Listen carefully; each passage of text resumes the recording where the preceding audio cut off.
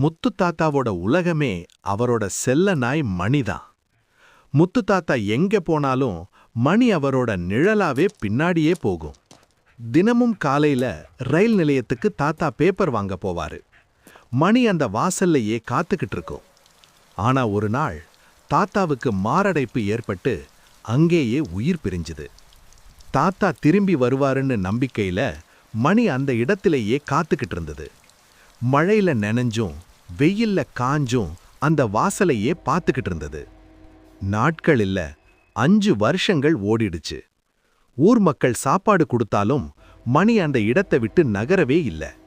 அதன் கண்கள் தாத்தாவையே தேடிட்டு இருந்தது. ஒரு அதிகாலையில மணியோட கடைசி மூச்சு பிரிஞ்சுது.